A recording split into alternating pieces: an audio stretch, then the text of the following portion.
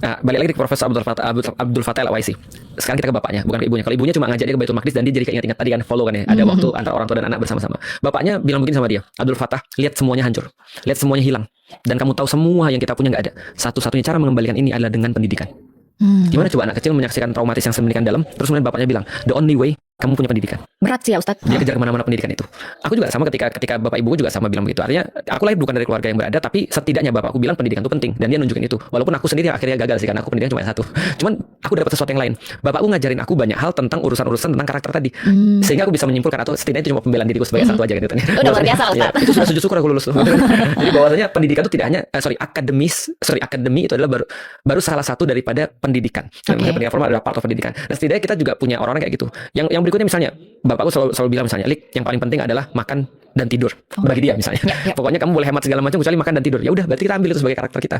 Atau misalnya ketika dia bilang, Lik, tapi ini nggak aku ambil sih. Jangan pernah minjem barang dari orang gitu.